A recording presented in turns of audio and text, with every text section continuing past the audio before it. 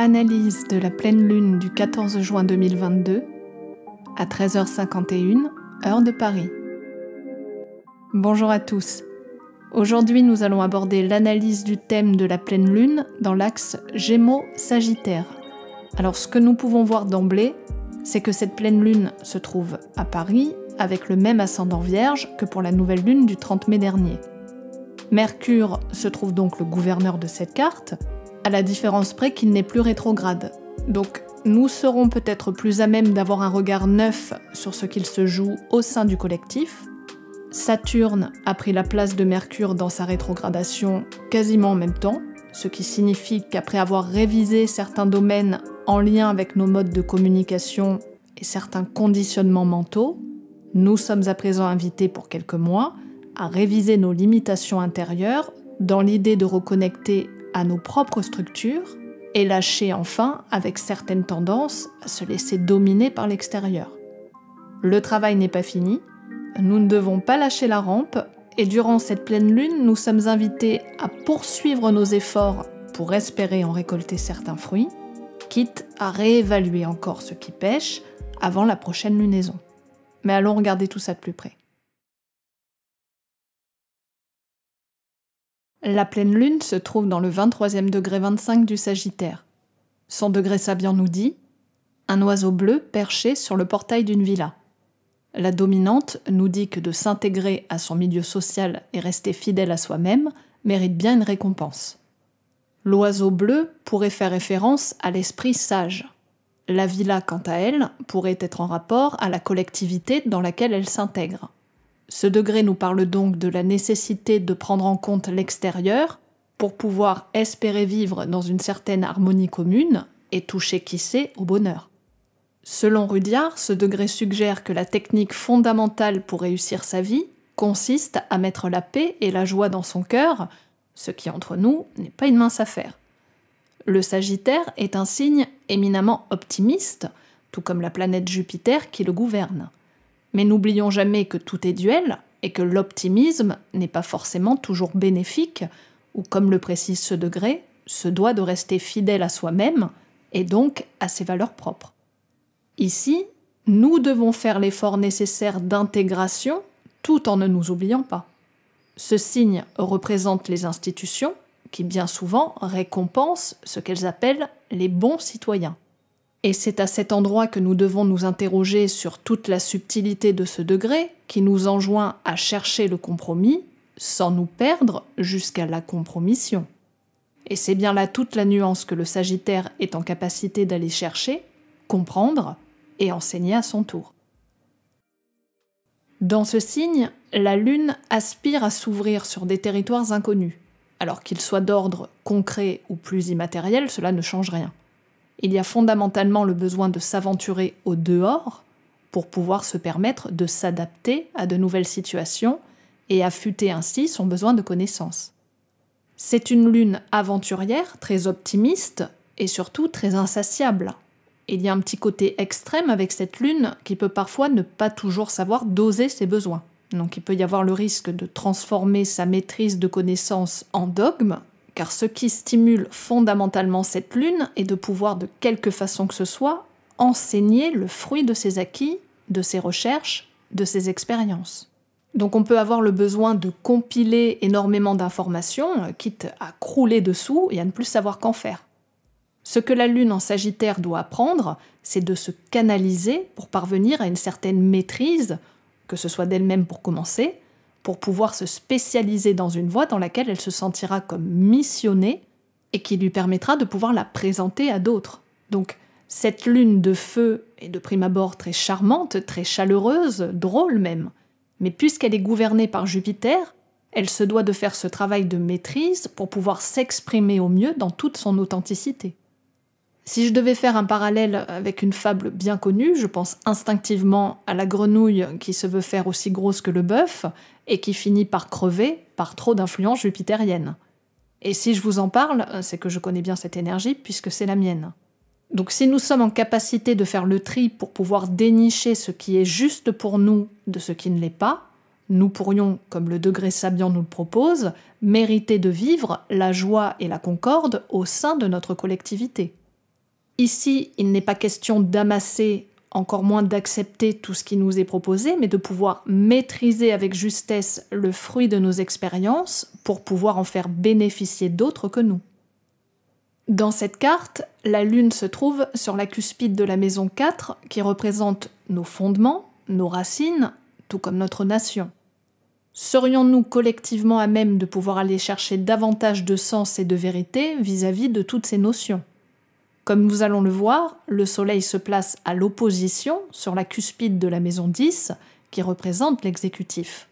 Donc il y a bien l'idée que notre nation aspire vers des valeurs qui ne correspondent plus à ce que nos élites nous imposent, et cette pleine lune pourrait mettre en lumière un divorce net entre ce qui se joue en haut de ce qui se joue en bas.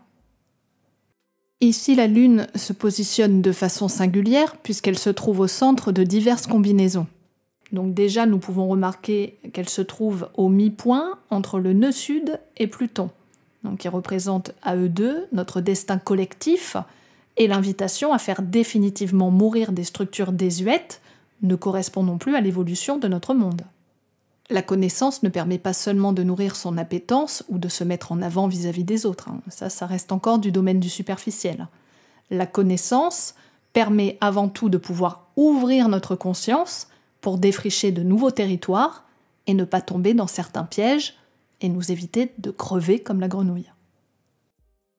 En apex, dans un T carré entre Neptune et l'ascendant, nous sommes une fois de plus invités à ne pas nous laisser envahir par l'inconscient collectif qui, depuis quelque temps maintenant, a tendance à se réfugier dans un idéalisme pas toujours très réaliste et qui peut nous empêcher, là encore, d'y voir clair.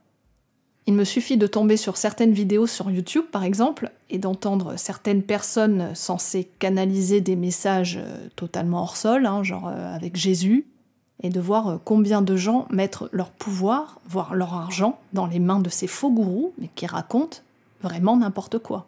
Alors ça fait vraiment mal au cœur, et surtout, ça amoindrit la possibilité pour ces gens de devenir responsables d'eux-mêmes et de leur propre pouvoir. Alors il n'est pas question de quitter un système pour en rejoindre un autre dont la structure est finalement la même.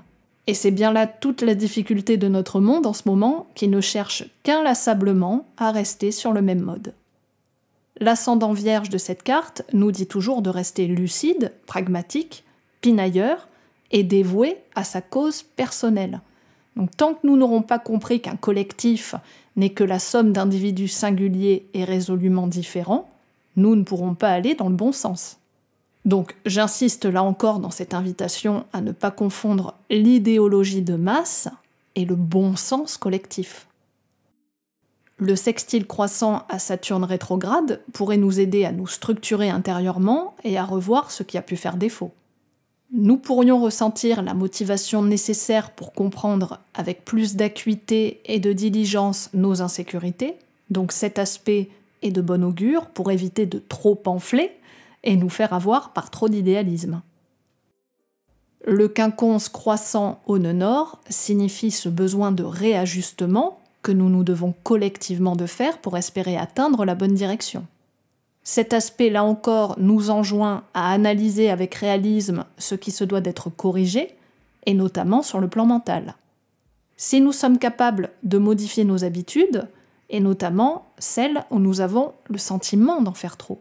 Donc là aussi, il y a une question de maîtrise de ses énergies, maîtrise de son besoin d'aller plus loin, plus vite, plus haut, dans quelque chose de plus taureau, donc de plus simple, et qui demande plus de temps et surtout de durabilité et de constance.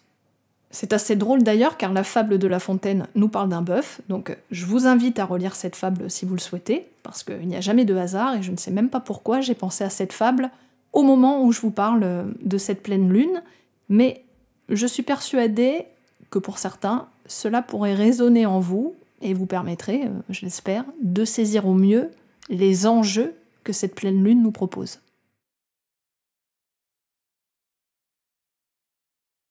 Le Soleil se trouve donc sur le 24e degré des Gémeaux. Le symbole sabian nous parle des enfants qui patinent sur le lac gelé d'un village. Ici, il est question de mettre à profit l'adversité pour tremper son caractère et prendre du recul par rapport à son milieu.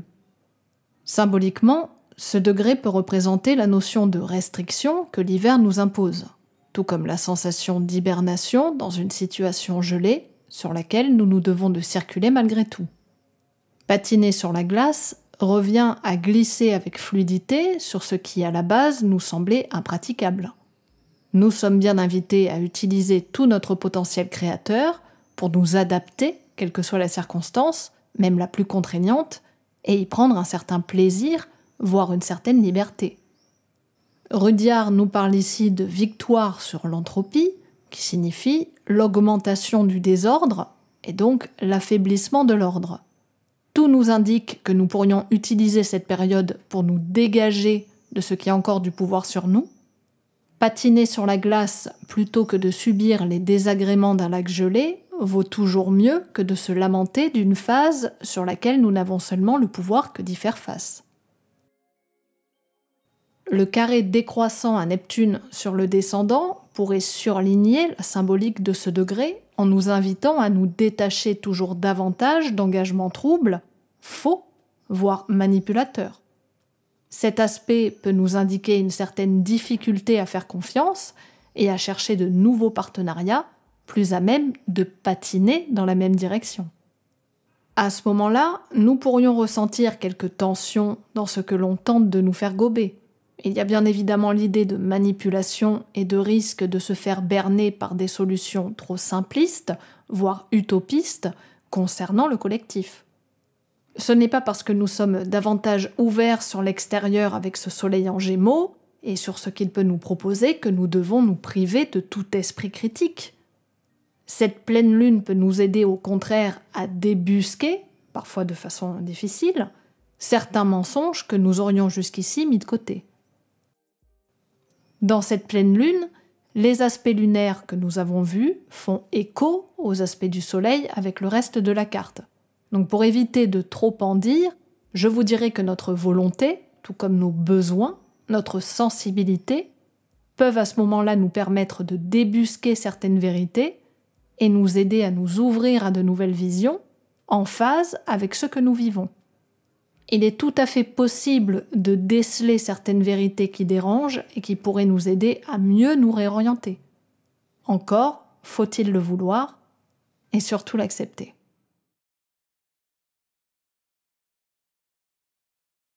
Mercure, qui a repris sa marche directe depuis le 3 juin, se retrouve durant cette pleine lune sur le 1er degré des Gémeaux, au même endroit que durant la nouvelle lune du 30 avril dernier. Il était question de percevoir une nouvelle dimension de la réalité, donc serions-nous plus à même, après cette rétrogradation repartie dans le signe terrien du Taureau, de ne pas oublier un certain bon sens. Dans les Gémeaux, Mercure peut à nouveau déployer toutes ses potentialités. Donc si vous avez pu ressentir un certain ralentissement depuis quelques semaines, vous pourriez à nouveau vous sentir plein d'allant et certains d'entre nous pourraient voir des situations se débloquer soudainement. Le carré décroissant à Saturne pourrait cependant continuer à nous frustrer. Si nous sommes en mesure de reconnaître que certaines contraintes nous renforcent plus qu'elles ne nous accablent, un peu comme dans la signification du degré sabiant du Soleil, nous pourrions alors glisser plus facilement sur certaines situations, tout comme celles qui risquent d'arriver dans les semaines à venir. Là encore, il y a une notion de préparation.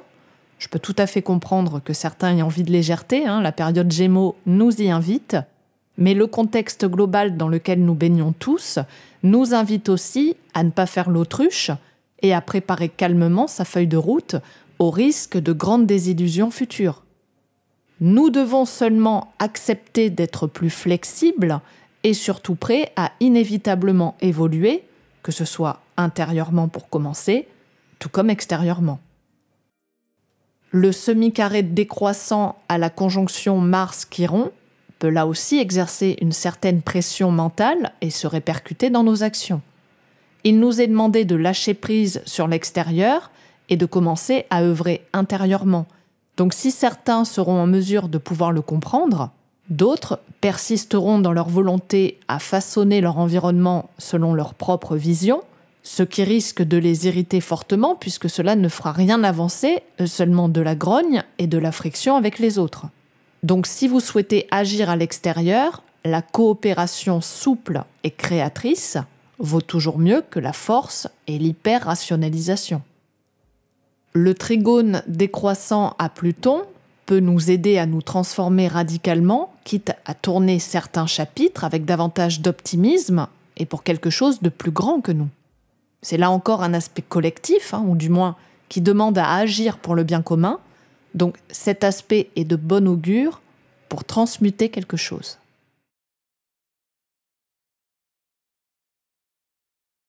Vénus, en conjonction exacte avec Uranus depuis le 12 juin dans le signe du Taureau, signe des bouleversements parfois très soudains dans nos systèmes de valeurs, notre relationnel et notre rapport à l'argent et ce qui nous fait du bien.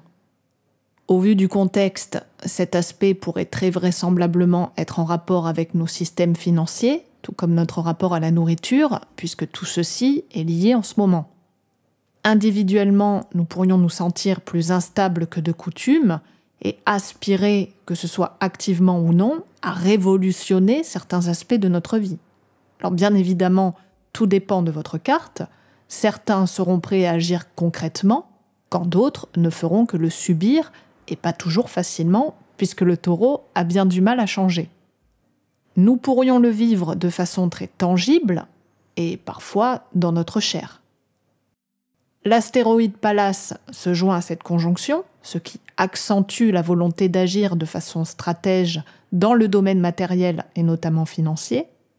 Le plan environnemental peut tout à fait passer sur le devant de la scène et englober dans son sillage tout le reste. Le nœud nord fait également partie de cette triplette, ce qui signifie bien l'importance d'un changement radical de paradigme que nous ne pourrons éviter. Vénus, en maison 9, nous parle de l'étranger, de ce qui se passe au dehors de nos frontières, réelles ou symboliques. Donc tous ces changements pourraient venir d'espaces plus lointains, de pays étrangers, ce qui ne vous surprend pas. Uranus, en maison 8, nous parle de crise et notamment monétaire, mais pas que. Des scandales sexuels pourraient continuer à surgir brusquement et nous permettre de prendre enfin les devants face à des abus venant trop souvent de la part de ceux qui détiennent le pouvoir. Saturne freine par son carré décroissant la douce Vénus, qui même si en Taureau se trouve en position de force, pourrait sentir quelques blocages. À la nouvelle lune, elle était au carré décroissant de Pluton, puis vint ce nouveau carré. Donc tout ceci nous indique encore qu'il n'est pas question d'imposer ou de subir ce qui vient de l'extérieur, puisque ce changement, aussi bénéfique le souhaitons-nous, ne pourra venir que de nous-mêmes, et c'est en nous transformant intérieurement que nous serons à même de pouvoir accueillir un renouveau inévitable. Plus nous tenterons de résister, de nous y opposer ou à l'inverse de l'imposer, plus nous prendrons de murs. Beaucoup d'entre nous ont encore trop tendance à attendre un changement clé en main, mais il n'en est rien. Il est temps de reprendre les rênes de sa propre vie et d'instaurer une vraie transformation intérieure de nos valeurs. Et de ce fait, rien ni personne ne pourra vous en empêcher. Et c'est cela, la véritable révolution. Comme nous avons pu le voir plus avant, Mars forme une conjonction avec Chiron sur le 16e degré du Bélier qui nous dit « Des esprits de la nature s'affairent dans la lumière du couchant. La dominante est d'entrer en harmonie avec les forces invisibles de la nature. » Ici, Rudyard fait référence au potentiel invisible que notre ego a tendance à laisser de côté. Alors peut-être que dans les moments où nous nous sentons plus faibles, déclinants, donc comme à la lumière du couchant, nous pouvons être à même de ressentir ces forces cachées. Ce degré nous invite à tourner notre esprit vers une conception de l'existence non pas rationnelle, mais davantage holistique et intuitive. C'est la repotentialisation, ou plus simplement, le fait de redevenir comme un petit enfant. Mars, combiné à Chiron, nous indique une difficulté dans nos actions. Le défi que nous pose cet aspect est de redéfinir toute la force qui nous habite, qui en Bélier est considérable. Certains, se sentant tellement opprimés dans leur énergie, préféreront l'enfouir tout au fond d'eux-mêmes, au risque de la prendre de plein fouet vis-à-vis de l'extérieur, car ne l'oublions jamais, toute énergie réprimée agira en miroir pour nous faire prendre conscience de nos propres manquements. Alors ici, cette conjonction pourrait nous aider à prendre conscience plus largement de notre lâcheté ou de notre tendance à culpabiliser bien avant même de tenter quelconque action. Il n'y a rien de mal à ressentir de la colère, de l'agressivité, et il est tout à fait sain de l'utiliser pour quelque action juste. Alors en Bélier, cela devra prioritairement se faire pour soi-même, et là est toute la difficulté car nous sommes encore trop souvent les témoins d'incidents nourris d'ego mal canalisés et qui se heurtent forcément aux autres. Mars en Bélier est bien évidemment au top de ses énergies, mais s'il n'est pas conscientisé, il court trop souvent le risque de partir au clash, et avec Chiron dans les parages, la résultante fera plus de mal que de bien. Toute action se doit d'être précédée d'une pensée, et donc si nous allons plus loin d'une réflexion, tenant compte tous les tenants et les aboutissants. Il n'est pas question ici d'acter pour acter, mais de prendre en compte ce qui nous guide intérieurement avant de passer à l'action. Ici, dans la maison 7, il est forcément question de tout ce qui touche à nos divers engagements, donc si l'on souhaite éviter de se retrouver dans des situations complexes, il est temps de trouver le courage d'agir et non de réagir. On peut tout à fait être la victime de coups bas, de trahison durant cette pleine lune. Cet aspect pourrait faire lien avec ce qui se passe politiquement. N'oublions pas que cette pleine lune se fera entre les 2 tours des élections législatives. Et bien évidemment, nous ne devons pas nous attendre à beaucoup de transparence et d'action franche à ce moment-là. Le semi-sextile croissant à Uranus peut nous aider à trouver de nouveaux modes d'action. Du moins, nous pourrions à ce moment-là ressentir l'agitation nécessaire à impulser quelque chose de différent. En réalité, cette carte possède tout un tas de bonnes clés nous permettant d'avancer de façon créative, si et seulement si nous acceptons de ne pas rester obtus sur nos anciens conditionnements. Le carré croissant à Cérès nous demande un compromis nécessaire. Alors que ce soit vis-à-vis d'autres personnes ou de toute autre chose, nous n'avons pas d'autre choix que de sacrifier une part de soi au profit de l'ensemble. Tous ceux qui demeureront butés et agiront seulement sous la pulsion de leur ego risquent fermement de ne pas arriver à leur fin.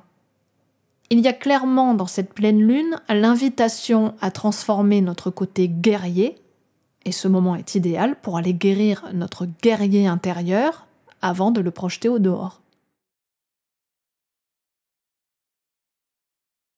Jupiter sur le 5e degré 41 du Bélier nous dit « Un carré dont l'un des côtés est éclairé par une vive lumière.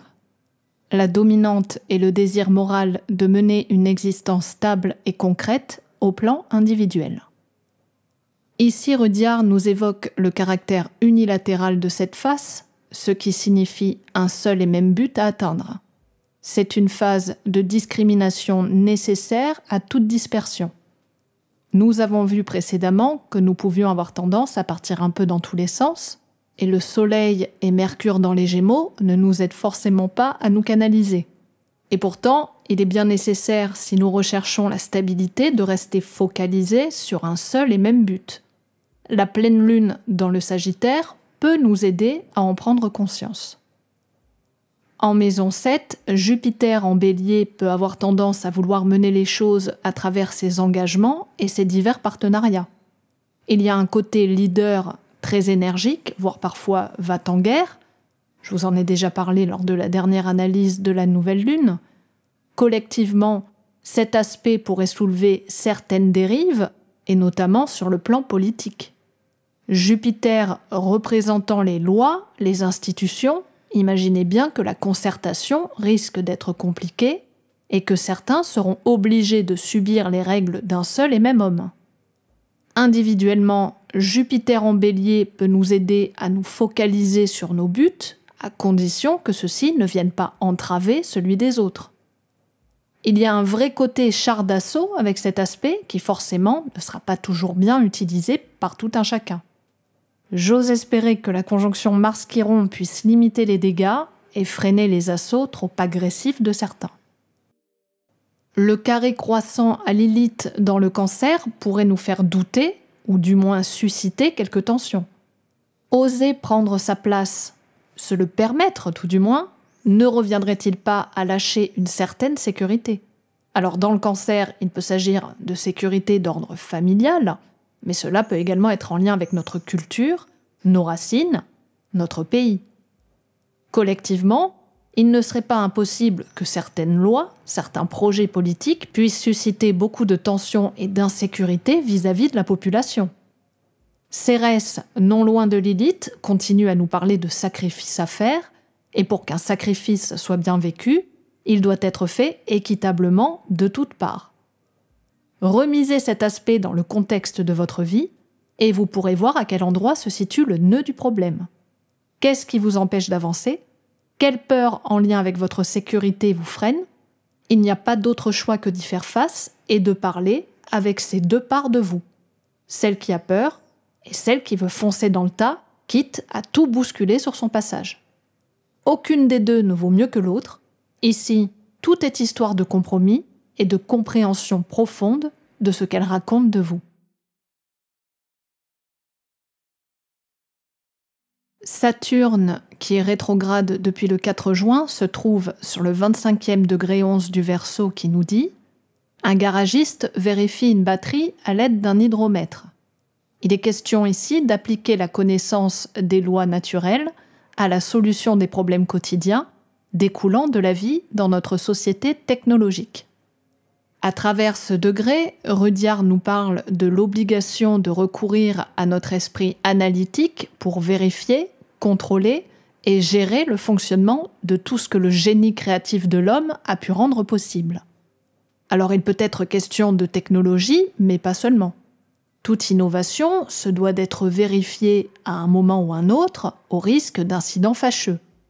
Ici, nous sommes appelés à employer toutes nos facultés intellectuelles d'observation et d'analyse pour contrôler les effets des énergies mises à notre disposition. C'est un symbole d'efficience mentale. Saturne nous parle d'ordre et de structure. En rétrogradation pour plusieurs mois dans le signe du Verseau, il nous invite à redéfinir ce qui jusque-là nous conditionnait, quitte à déconstruire certaines limites, certains cadres qui ne sont plus en résonance avec notre chemin.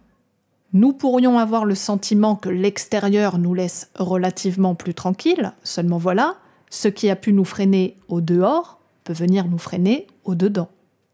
La rétrogradation nous invite à prendre la responsabilité de nos propres cadres. Ici, il n'est pas question de s'en référer à un père extérieur qui nous autoriserait ce qui lui semble juste. Savoir dire non est souvent bien difficile pour tous ceux ayant Saturne rétrograde en thème natal, et d'un point de vue collectif, cette période peut nous aider à réaffirmer ce qui nous semble juste de ce qui ne l'est pas. Nous pourrions être testés vis-à-vis de certains conditionnements. Donc ici, rien n'est fait uniquement pour nous frustrer ni pour nous embêter, mais simplement pour nous affirmer et oser soi-même nos cadres. Ce degré nous invite à contrôler, vérifier, décortiquer ce qui risque de nous limiter lorsque la planète repassera en mode direct, car à ce moment-là, ce sera à nouveau l'extérieur qui dictera sa loi et nous aurons plus de mal à nous positionner si nous n'avons pas fait le travail nécessaire. Donc, tâchez d'utiliser cette énergie pour reprendre votre pouvoir avec sagesse, diligence et responsabilité, et surtout, apprenez à dire non quand cela ne vibre pas pour vous. Si l'on additionne tous les chiffres à la date de cette pleine lune, nous avons le nombre 17, réduit au 8, relié aux lames de l'étoile et de la justice dans le tarot de Marseille. Le numéro 8 fait référence aux notions d'équilibre et de justice. Ce chiffre nous invite à rééquilibrer certaines parties de nous. Alors comme nous avons pu le voir précédemment, il s'agira de retrouver sa propre structure, celle qui pourra nous permettre de rétablir le bon fonctionnement entre ce qui se joue en haut de ce qui se joue en bas.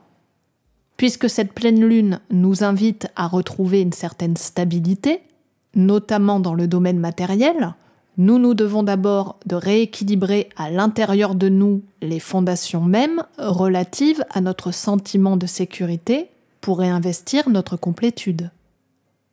L'étoile du tarot de Marseille nous demande à nous dévêtir du superflu pour réinvestir toute notre authenticité.